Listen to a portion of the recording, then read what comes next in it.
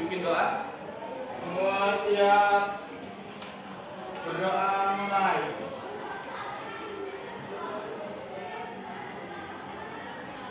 Berdoa selesai, ucapkan salam. Assalamualaikum warahmatullahi wabarakatuh. Waalaikumsalam warahmatullahi wabarakatuh.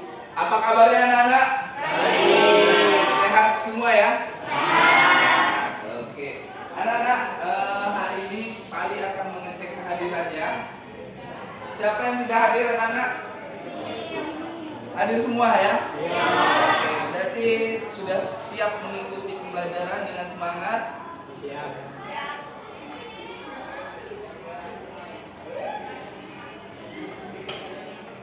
Anak-anak sudah sarapan semua? Sudah.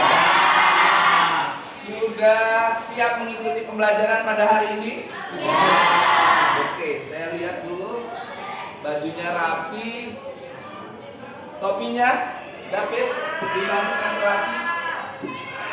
Iya. Jadi kalau mau mengikuti pembelajaran itu harus siap, baik fisik maupun mental. Anak-anak, hari ini kita akan mempelajari ya, menganalisis unsur-unsur pembangun cerita pendek dalam buku kumpulan cerita pendek ya. Jadi apa? Kita akan mempelajari apa? Menganalisis unsur-unsur pembangun cerita pendek dalam buku kumpulan cerita pendek. Iya, ini pembelajaran yang akan kita pelajari pada hari ini ya. Adapun tujuan pembelajarannya ya, melalui model pelajaran problem based learning dengan pendekatan TPACK, Media Canva, dan RKPD ya, peserta didik dapat menganalisis unsur intrinsik dan ekstrinsik cerpen dengan benar, aktif, bertanggung jawab, disiplin, dan bekerja sama. Nah, ini tujuan pembelajaran kita pada hari ini ya. Ada TPACK itu yang berbasis dengan digitalisasi ya. Anak-anak nanti bisa mempelajari materi yang kita pelajari hari ini dengan memperhatikan atau menggunakan ilmu teknologi ya. Siap mengikuti pembelajaran pada hari ini? Siap. Oke. Anak-anak, minggu lalu ya, kalian sudah diberikan pengantar tentang materi cerpen. Siapa yang masih ingat ya, apa sih pengertian dari cerpen? Siapa yang ingat? Ayo, Widya. Cerpen adalah karangan pendek yang berbentuk prosa. Dalam cerpen biasanya itu mengisahkan kehidupan tokoh, bentuk pertikaian biasanya. Iya. Jadi ya, benar sekali apa yang dikatakan oleh Widya tadi ya. Cerpen itu berisikan tentang kisah seseorang tokoh ya, seseorang tokoh, bukan keseluruhan dari tokoh yang ada di dalam cerita. Kalau semuanya itu nanti namanya novel, jadi kompleks ceritanya ya. Paham ya? Nah, kalau cerpen sering juga disebut apa? Cerita pendek. Cerita pendek. Sip. Jadi paham semua ya. Ada berapa macam cerpen itu ya? Cerpen kalian minggu lalu kalian sudah mempelajarinya ya.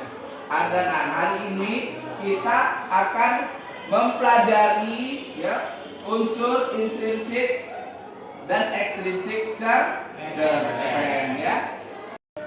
Anak-anak, minggu lalu kita sudah mempelajari tentang pengertian dari cerpen dan juga ciri-ciri dari cerpen. Siapa sih yang masih ingat tentang pengertian dari cerpen? Saya, Pak. Ya, Widya. Jadi pengertian dari cerpen itu karangan pendek yang berbentuk prosa. Biasanya itu mengisahkan tentang kehidupan seorang tokoh yang ada pertikaian atau peristiwa yang mengharukan. Iya, benar ya. Jadi cerita pendek adalah cerita yang menceritakan seseorang tokoh ya. Ya. Tidak kompleks ya. Kalau dia kompleks itu namanya Novel. Jadi sudah paham ya minggu lalu ya tentang pengertian dari cerpen. Kemudian cerpen juga memiliki ciri-ciri. Siapa yang ingat ciri-ciri dari cerpen? Ya, Biasanya fiksi atau rekaan. fiksi atau rekaan. Fokus pada satu aspek cerita, Fokus pada aspek cerita, satu. mengungkapkan masalah yang Ada yang bisa membantu? Sudah benar 1, 2, 3-nya? Ya? Leo, boleh Leo? Mengungkapkan masalah yang penting saja. Mengungkapkan masalah yang penting. Selanjutnya menyajikan peristiwa dengan cermat dan jelas. Ceritanya pendek atau singkat. Iya. Dan selanjutnya menggunakan bahasa yang tajam, sensitif dan provokatif atau menarik perhatian. Iya, benar sekali. Kamu sudah menjawab apa yang dimaksud dengan cerpen dan juga ciri-ciri dari cerpen. Tadi menceritakan tentang salah satu tokoh, ya, pengertiannya, dan ada berapa macam dari cirinya? Ada berapa anak-anak? 6, ya. Ada juga cirinya yaitu tidak lebih dari 10.000 kata, ya. Kalau sudah lebih dari 10.000 itu sangat panjang cerita pendeknya, ya. Anak-anak, penting sekali kita mempelajari cerpen, ya. Cerpen itu berisikan tentang cerita seseorang tokoh, di mana tokoh tersebut pasti akan mengalami sebuah masalah, ya. Kalau kita berada di dalam posisi dia setelah membaca cerpen itu, maka kita bisa, ya, mengikuti cara dia dalam memecahkan masalah. Seandainya kalian ditimpa sebuah masalah, kalian akan tahu jalan keluarnya, ya. Jadi manfaatnya banyak sekali, ya anak-anak. Itu yang kita pelajari pada sesi yang lalu, ya. Anak-anak, hari ini kita akan mempelajari materi tentang menganalisis unsur pembangun cerita pendek dalam buku kumpulan cerita pendek. Apa anak-anak?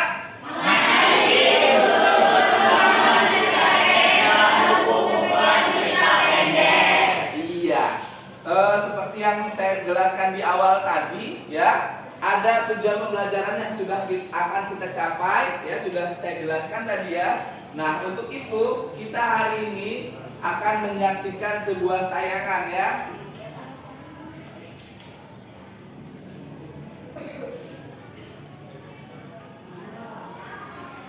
Anak-anak, silakan disaksikan tayangan ini. Nanti akan ada beberapa pertanyaan yang akan saya tanyakan. Hari itu sekolah tulisan.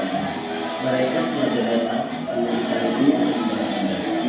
Tapi saat itu aku tidak ada di dalam sekolah.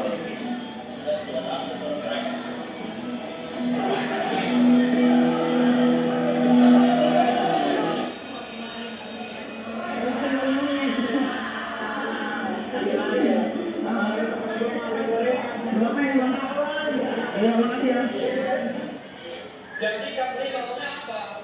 Datang terlambat, nilai hancur, gaya selengean antara teman guna sama guru.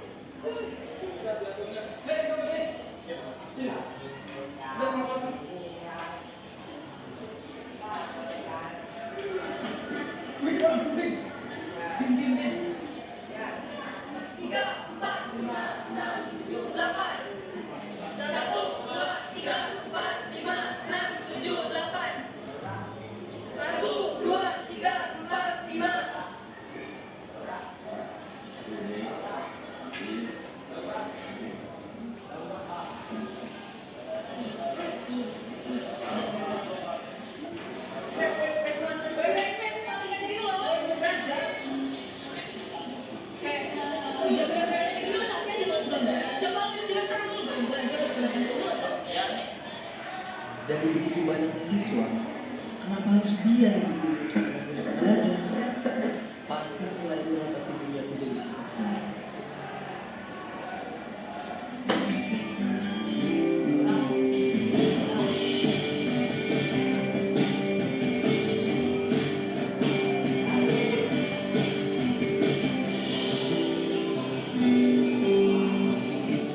Dia benar-benar telah mengubah dunia.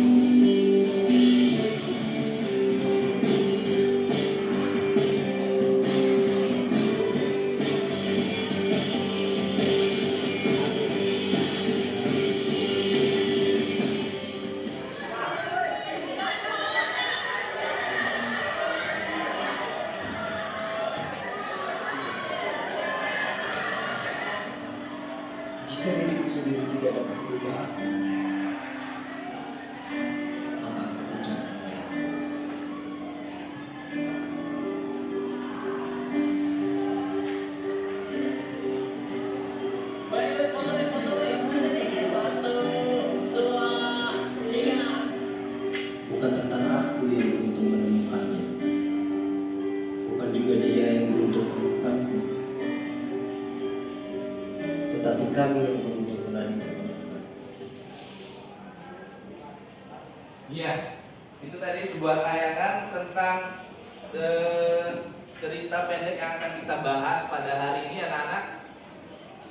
Ya, jadi ada beberapa macam ya. Kita kaitkan dengan materi kita pada hari ini ya. Kalau di dalam cerpen itu ada unsur-unsur pembangunnya ya, unsur pembangunnya dan juga yang akan kalian pahami dari situ ya. Apa saja sih unsur pembangun cerita pendek tersebut? Ada yang tahu anak-anak? Silakan. Leo atau kamu, unsur pembangun cerita pendek sudah tahu?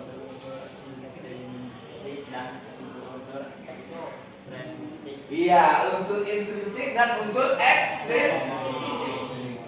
Apa saja di sana? Ada yang bisa menjelaskan? Unsur intrinsik dan ekstrinsik, Widya? Ya. Yang pertama itu ada tema. Tema. Ada alur atau plot. Ah. Kemudian ada petokohan. Ah. Terus disambung ada setting, struktur, juga amanat. Iya. Itu unsur intrinsiknya. Sekarang ada unsur ekstrinsiknya. Siapa yang bisa? Kamu, ya? Ada pandangan hidup pengarang. Pandangan hidup pengarang. Latar belakang pengarang. Latar belakang pengarang. Kondisi masyarakat pada saat karya sastra dilihatkan. Iya, benar. Serta karya sastra yang dibaca pengarang. Iya, benar.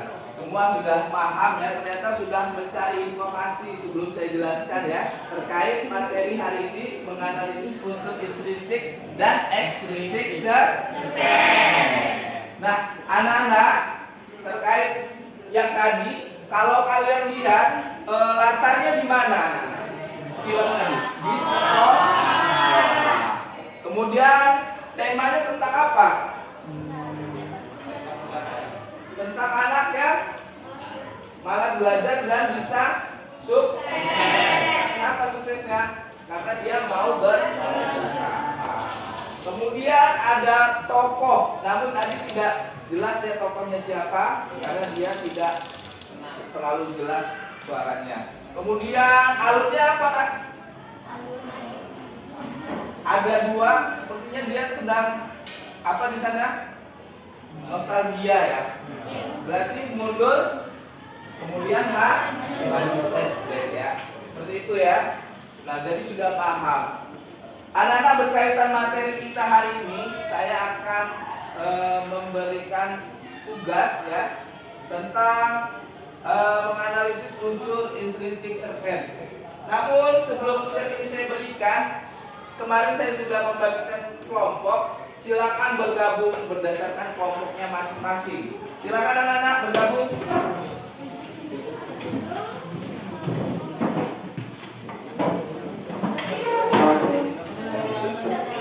Silakan dirapatkan saja mejanya. Jadi kalian bisa berdiskusi dengan nyaman. Oke, mari bantu. Ini bisa di sini. Kalian geser mejanya. Ini ya. Kali kontrolan.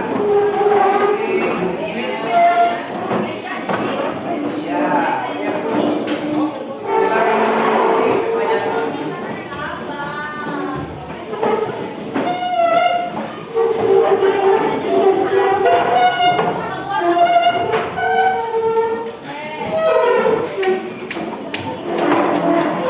Oke, kita nah, di sini kelompok 1, kelompok 2, kelompok 3, kelompok 4, dan kelompok 5. Silakan bergabung.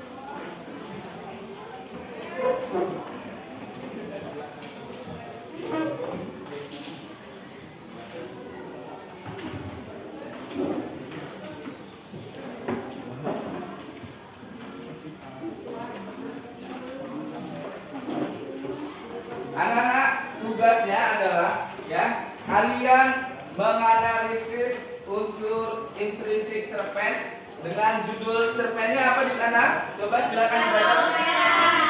Apa? Vertikal laut marah. Ya. Tadi sudah dikatakan oleh teman-temanmu ada beberapa macam unsur intrinsik cerpennya. Ya. Sekarang kalian analisis cerpen tersebut dan kerjakan di tabel yang sudah saya sediakan di belakangnya ya.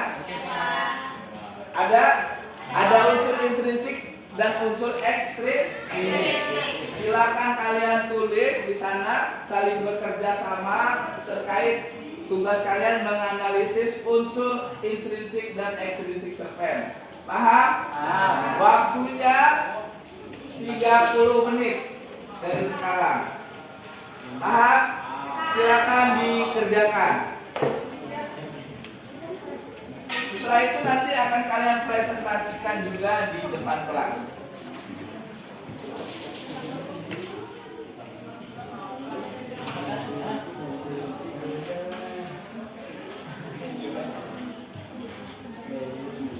Silakan berdiskusi.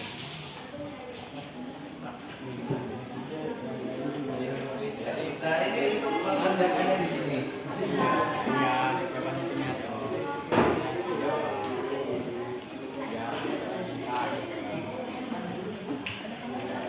Ya,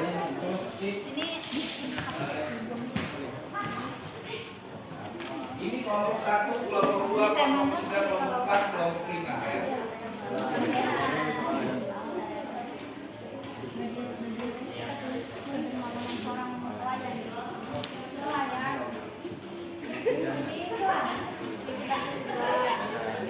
Jadi senior, tema, ngambil penokohan dan latar. Ini saya alur. Jadi sudah bagi-bagi tugas masing-masing ya. Silahkan dikerjakan. Ya, dibaca dulu.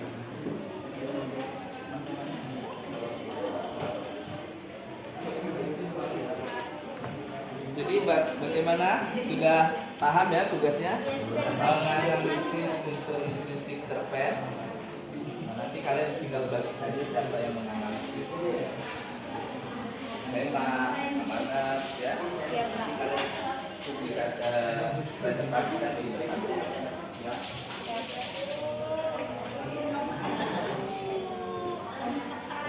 Ini yang tema ada pokoknya. Mana intrinsik ya? Ini saya ngerjain ya. Jadi tugas menganalisis apa? Nanti dikasih bukti kutipannya ya. Apa penjelasannya apa? Misalkan temanya menceritakan tentang apa, tokohannya siapa saja yang ada di dalam teks tersebut, latarnya di mana, ya, sampai dengan amanat, ya, dibuktikan dengan bukti kutipan, ya. Nah ini untuk unsur ekstrinsiknya.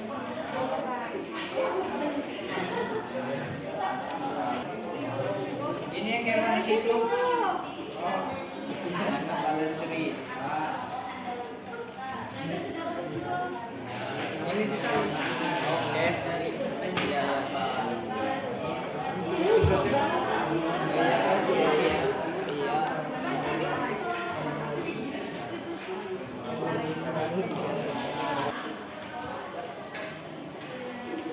Gimana tugasnya bisa dipahami? Bagian tugas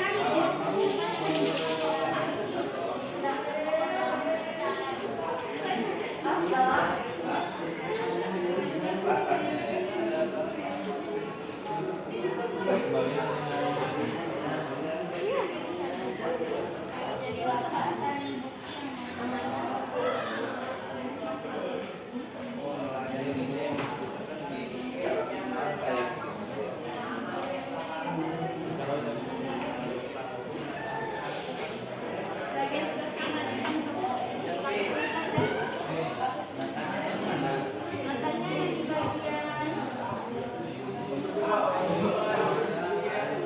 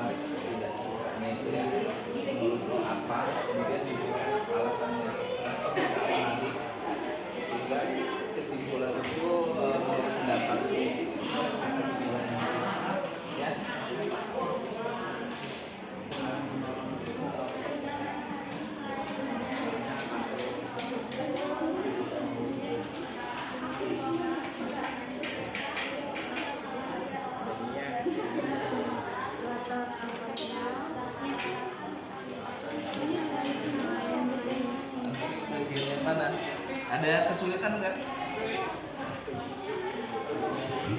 Ada bagian mana yang sulit? Dari sudut pandang. Dari sudut pandang itu, ya, penulisnya itu sebagai apa perannya di sana, ada pembaca. Bisa cari di internet, jadi tidak harus cetak atau tulis, ya. Nanti hasil pemahaman itu dikasih tahu ya, jadi sama satu pemahaman.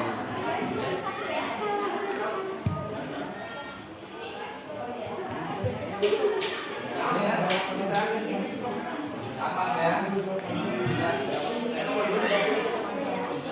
Pantangnya itu Lagi berarti ya. jadi ya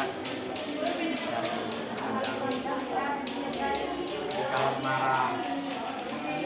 Jadi anak-anak, hasil pemahaman kalian itu dijadikan satu ya, dijadikan satu sehingga misalkan temanmu yang satu hanya menganalisis tentang tema, Ansori menganalisis tentang sudut pandang atau penokohan. Nah nanti dibagikan ya, kamu kasih tahu dia, begitu juga dengan yang lain sehingga kalian makin banyak pemahamannya, tidak hanya dari satu orang saja. Paham ya anak-anak ya? Oke, silakan lagi berdiskusi. Jangan malu-malu diskusinya.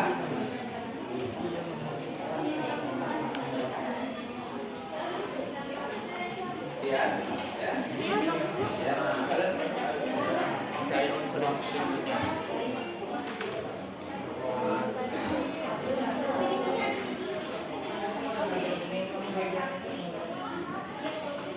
Ini unsur-instruksinya apa? Nama-nama bunda tadi. Tinggal nyari unsur-instruksinya aja sama penjelasannya.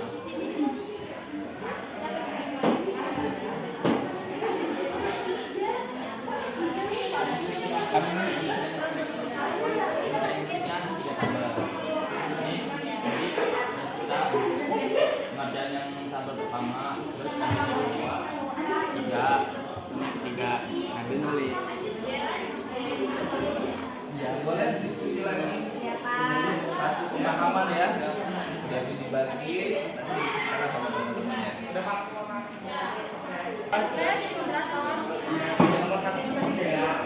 Nomor 2 Gue nanti baca nomor 1 lah. Nomor 2 suci, 3 lengkap, sama yang terakhir tuh yang kalian penutup. iya. Oke. Bener ini. Paham kan? Paham. Nanti penjelasannya Ajarin aja ya. jawaban nih. Ya gue yang ini aja mama aja gue latar belakang. Pengertian aja panjang. Ini dibaca dulu. Iya, sudut pandang iya. Benar. Sudah paham.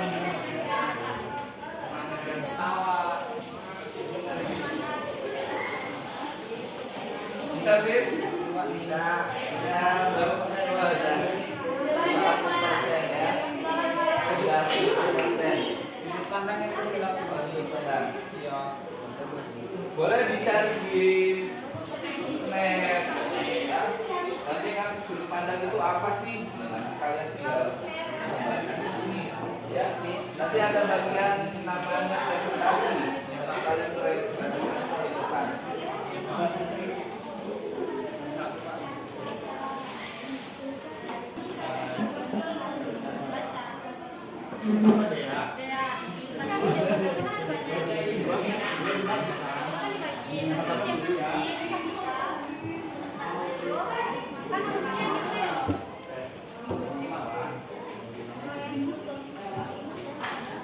Sudah selesai? Sudah selesai semua? Oke, kalau sudah selesai, silakan dibaca-baca dulu. Nanti kalian akan presentasikan di depan kelas. Perwakilan kelas silakan maju. Ketua kelompok ya, silakan maju. Ansori, kamu, Medan, cepat. Ini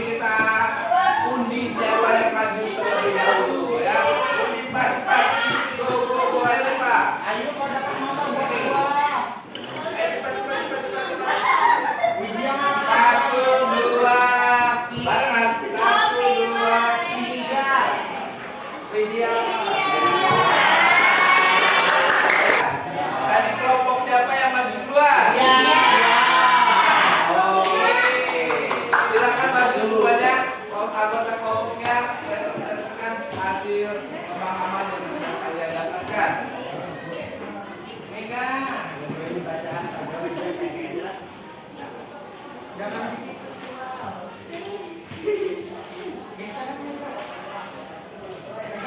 Saya mulai ya teman-teman.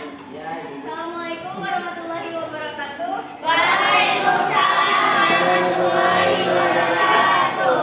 Saya moderator dari kelompok 5. Jadi kami akan membahas hasil diskusi kami tadi selama duduk berhadapan tentang ketika laut merah. Nah, di situ kami menemukan beberapa ada yang perlu menarik dari cerpen. Yang pertama itu tentang unsur estetik dari cerpen itu ada tema. Nah, tema itu nanti akan dibacakan oleh Mega. Silakan. Mega boleh dijelaskan tentang Mega. tema dan bukti kutipannya? Tema pada cerita yang berjudul Ketika Laut Marah adalah tentang kedermawanan seorang nelayan. Bukti kutipan, pada hari-hari sulit itu Pak Yus menyuruh istrinya memasak nasi dan beberapa macam lauk-lauk banyak-banyak. Lalu ia mengundang anak-anak tetangga yang berkekurangan untuk makan di rumahnya. Dengan demikian, tengguk tangis anak yang lapar tak terdengar lagi, diganti dengan perut kenyang dan wajah berseri-seri. Nah, lalu selanjutnya kami itu menemukan unsur dari cerpen itu ada penokohan. Nah, penokohan itu tadi ditemukan oleh Sri, boleh dibacakan? Penokohan tokoh di situ ada dua, yaitu Pak Yus dan Bu Yus. Yang pertama Pak Yus. Pak Yus adalah sosok yang dermawan dan agamis. Bukti kutipannya adalah sementara itu Pak Yus masuk ke kamar dan berdoa. Ia mohon agar Tuhan memberikan cuaca yang baik nanti petang dan malam. Yang kedua, Pak Yus menyuruh istrinya memasak nasi dan beberapa macam lauk pauk banyak-banyak. Lalu ia mengundang anak-anak tetangga yang berkekurangan untuk makan di rumahnya. Dengan demikian, rengek tangis anak yang lapar tak terdengar lagi, diganti dengan perut yang kenyang dan wajah yang berseri-seri. Adapun Ibu Yus, seperti biasa, ia patuh pada perintah suaminya. Selama ini Pak Yus sanggup mengatasi kesulitan apapun. Nah, terus kan ada bagian lain yaitu latar. Tadi ditemukan tuh oleh Manda. Jadi Manda boleh dibacakan nggak tuh penjelasan sama bukti kutipan? Latar, penjelasannya, latar tempat. Bukti kutipannya, nelayan-nelayan miskin yang mengumpulkan rezekinya pada laut setiap hari bersusah hati. Ibu-ibu nelayan terpaksa merelakan menjual emas simpanannya yang hanya 1-2 gram untuk membeli kebutuhan sehari-hari. Oke, boleh dilanjutkan oleh Mega yang bagian alur. Pada peristiwa pertama, cerpen menceritakan sudah 4 hari nelayan-nelayan tak bisa turun ke laut. Pada malam hari hujan lebat turun. Gemuruh gelombang tiupan angin kencang di kegelapan malam, seolah-olah memberi tanda bahwa alam sedang murka, laut sedang marah. Bahkan bintang-bintang pun seolah tak berani menampakkan diri. Pada cerita akhir penceritaan, kira-kira jam 4 petang, Pak Yus keluar rumah dan memandang ke pantai. Laut tenang, angin tertiup sepoi-sepoi dan laut bawaan kelapa gemiris keringin segumpul awan hitam yang menjanjikan cuaca buruk sirap entah ke mata. Ia pergi tanpa pamit.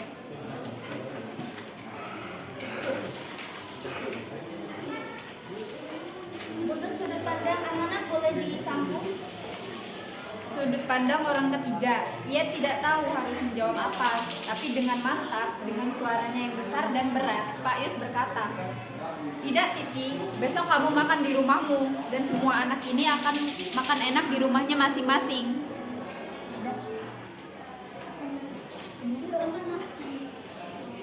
Amanat, harus berbuat baik walaupun dalam keadaan susah.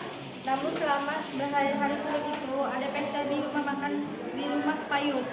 Tak ada yang menikah, tak ada yang berulang tahun, dan Pak Yus juga bukan orang kaya. Pak Yus hanyalah nelayan biasa, seperti tetangganya.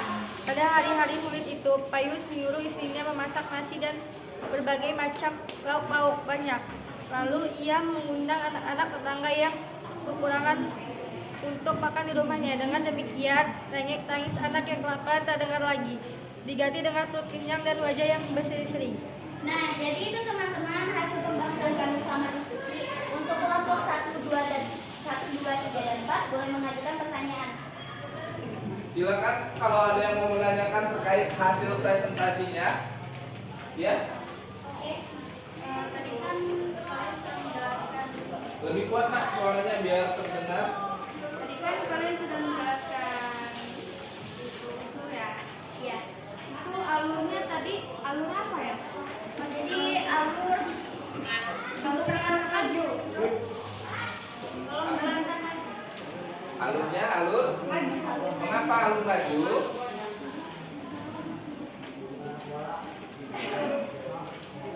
Tadi kalian sudah menuliskan di kutipannya ya. Apa? Kita baru kita dijelaskan kembali mengapa itu dikatakan alur maju. Silakan. saya aja yang bantu jelasin ya. Iya, silakan. Jadi kenapa dikatakan alur maju pada cerita Laut Marah itu karena pada peristiwa pertama cerpen itu menceritakan sudah 4 hari nelayan tak bisa turun ke laut. Lalu nanti disambung pada cerita akhir itu menceritakan kira-kira jam 4 petang Payus keluar rumah dan memandang ke pantai. Itu kira-kira dari awal hingga akhir sehingga saya sebutkan menjadi alur maju. Terima kasih Widya. Oke. Masih ada yang mau ditanyakan anak-anak? Sudah cukup jelas?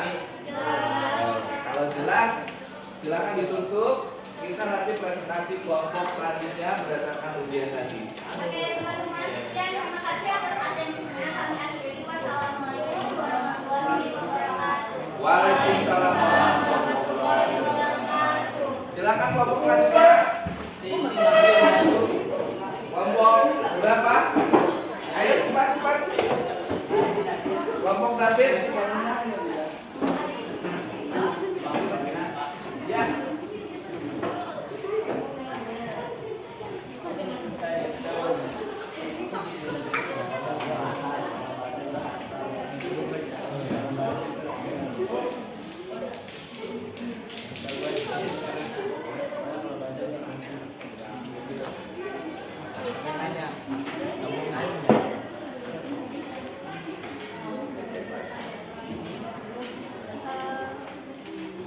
Berarti kan temanmu mau mempresentasikan?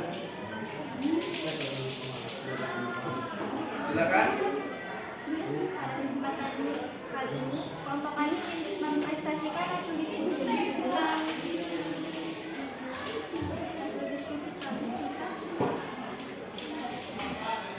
ketika laut marah.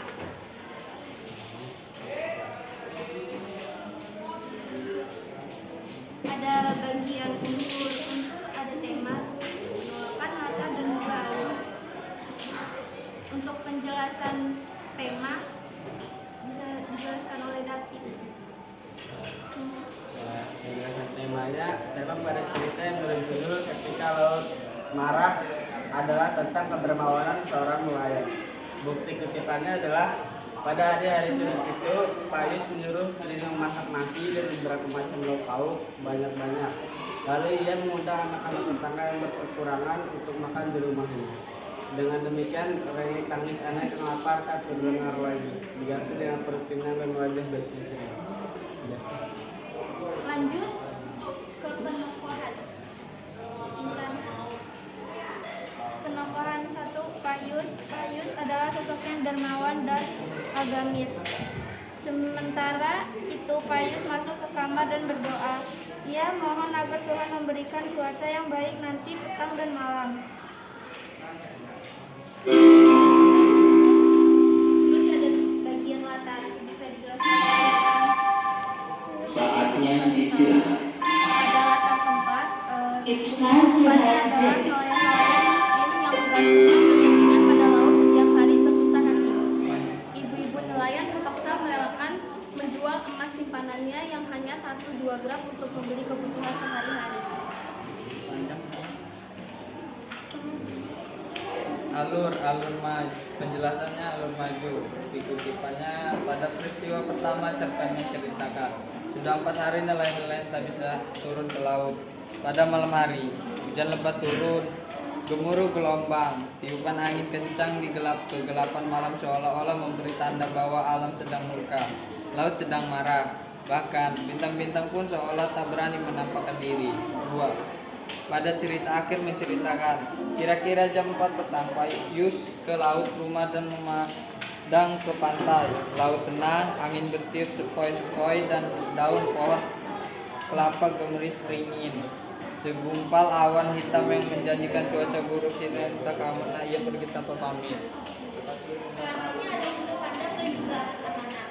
Sudut pandang bisa dijelaskan oleh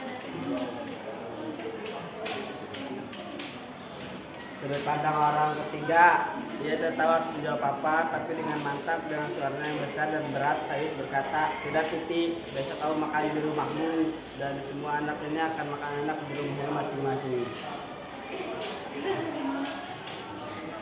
Harus berbuat baik walaupun dalam keadaan susah. Namun selama hari-hari sulit itu, ada pesta di rumah Payus. Tak ada yang menikah, tak ada yang ulang tahun. Dan Payus juga bukan orang kaya. Payus hanyalah nelayan biasa seperti para tetangganya. Sekian dari presentasi kelompok kami. Teman-teman ada yang ingin ditanyakan? Sudah jelas yang disampaikan oleh temanmu? Jadi tidak ada pertanyaan di sini? Tidak ada. Ya. Silakan duduk.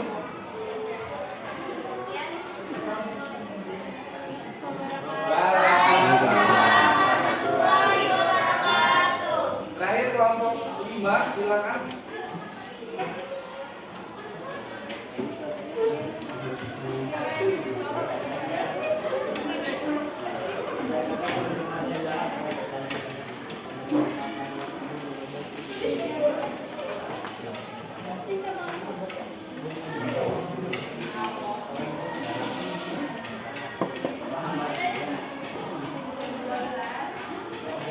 Assalamualaikum warahmatullahi wabarakatuh.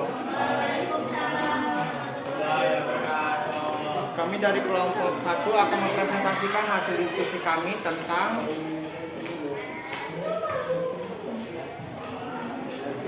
ketika laut marah. Di sini kami akan membahas tentang tentukanlah unsur ekstrinsik cerpen dengan judul Ketika Laut Marah. Akan dibacakan oleh Dea Anggreni. Unsur ekstrinsik, satu pandangan hidup. Pengarang memiliki pandangan hidup yang jelas dan optimis akan semua usaha yang dilakukannya. Di dalam tulisannya, pengarang menekankan sikap yang yakin dengan doa dan kerja keras.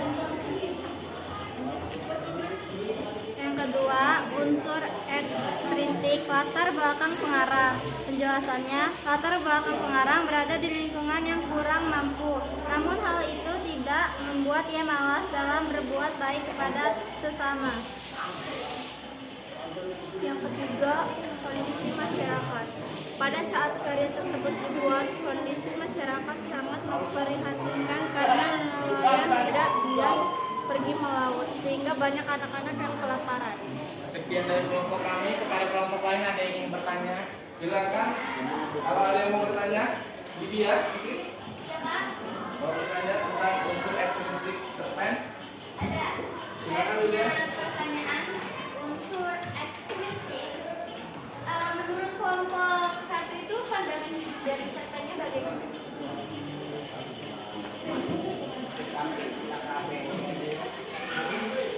Silakan dibacakan.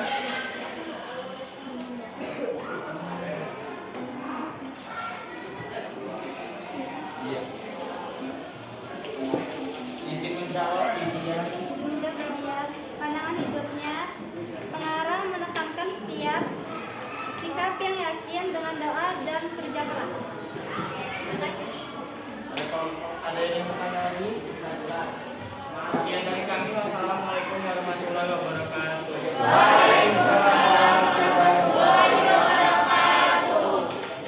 Ya, silakan duduk berdasarkan tempat duduknya.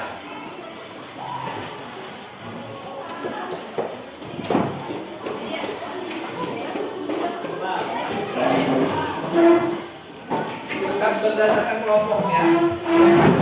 Kita akan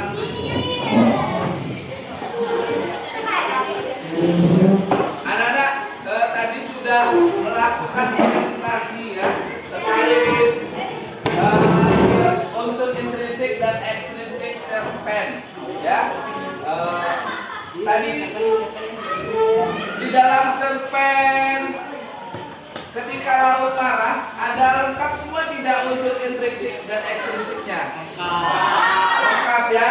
Siapa yang bisa menyebutkan unsur intrinsiknya terlebih dahulu? Siapa yang bisa menyebutkan? Anthony, ada berapa macam unsur intrinsiknya? Itu dari hasil analisis kelompokku ya. Apa saja? Tema, penokohan, apalagi amanat dan sudut pandang ya. Siapa yang bisa menyebutkan lagi apa sih tema dari cerita pendek tersebut? Siapa yang bisa? Sunia, silakan sebutkan temanya. Tema dari cerpen ketika laut marah. Siapa yang bisa membantu ya, Leo? Tema pada cerita yang berjudul Ketika Laut Marah adalah tentang kedermawanan seorang nelayan. Tentang kedermawanan seorang nelayan. Ada yang bisa menunjukkan bukti kutipannya? Ya, Nabil tadi sudah tunjukkan kan? Kutipannya seperti apa? Kutipannya adalah pada hari tulis itu Pak Yus menyuruh istrinya memasak nasi dan beberapa macam lauk-lauk banyak-banyak. Lalu ia mengundang anak-anak ke tengah laut yang berkekurangan untuk makan di rumahnya. Iya. Jadi ada amanat di sana. Apa amanat yang terkandung dalam cerita pendek tersebut, anak-anak? Harus berbuat baik walaupun dalam keadaan susah. Ya, harus berbuat baik. Ya itu tadi anak-anak ya, materi yang sudah kita pelajari pada hari ini. Berdasarkan hasil diskusimu, kalian sudah dapat menentukan unsur intrinsik dan juga unsur ekstrinsik. Ya. Jadi ada di sana tadi dikatakan ada namanya amanat ya. Jadi amanat yang terkandung dalam cerita pendek tersebut mengatakan bahwa kalau kita ingin berbuat baik kepada seseorang itu tidak harus memandang kita lagi ada uang ataupun tidak ada uang, lagi susah ataupun lagi senang. Jadi kalau kita mau berbuat baik, kita harus tetap berbuat baik walaupun kita dalam keadaan susah. Nah itu adalah pesan moral untuk kita semua selain dari cerpen dan juga dari materi kita ini. Kita harus menanamkan rasa saling membantu. Bisa saling membantu? Bisa. Anak-anak tadi berdasarkan hasil diskusimu sudah baik semua. Hampir sama semua pemahamannya sudah tepat ya. Dimana tadi ada beberapa macam unsur yaitu unsur intrinsik dan juga unsur ekstrinsik. Unsur intrinsik yang pertama adalah tema. Yang kedua penokohan. Yang ketiga latar. Yang keempat yang kelima ya. Ada juga unsur ekstrinsik. Ekstrinsik itu unsur yang berada di luar dari cerita, tidak ada di dalam cerita, tapi kita bisa menganalisisnya ya. Yang pertama ada apa? Pandangan hidup ya. Pandangan hidup seseorang itu bisa mempengaruhi isi dari cerpen tersebut. Yang kedua, ya. Kalau berdasarkan latar belakang orang yang rajin beribadah, maka cerpennya akan menceritakan tentang orang yang rajin beribadah. Kemudian ekstrinsik selanjutnya adalah kondisi masyarakat. Ya, kalau di cerpen tadi kondisi masyarakatnya tentang masyarakat miskin di daerah pesisir. Daerah pantai ataupun pesisir. Jadi itu yang bisa mempengaruhi isi dari cerpen tersebut. Jadi sudah paham semua ya? Sudah. Senang tidak belajar hari ini? Ada saran untuk Pak Ali kira-kira apa yang bisa membuat kalian semangat dalam mengikuti pembelajaran? Apakah sudah cocok seperti ini? Kayak berdiskusi. Kalian sudah bisa berdiskusi dan mempresentasikan. Yaitu anak-anak, materi kita pada hari ini sudah diselesaikan. Minggu depan kita akan memasuki materi tentang cerpen juga, tapi materinya tentang memproduksi cerita pendek. Siap? Itu silakan pelajari materinya. Kemudian ke depan di rumah dibaca-baca sehingga kalian bisa mengikuti pembelajaran pada minggu depan. Terima kasih atas perhatiannya. Silakan dipimpin doa kedua kelas. Semua siap. Berdoa mulai.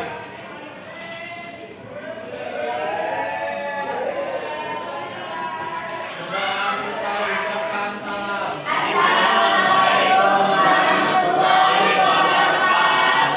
Waalaikumsalam warahmatullahi wabarakatuh. Terima kasih atas perhatiannya. Silakan bisa istirahat anak-anak.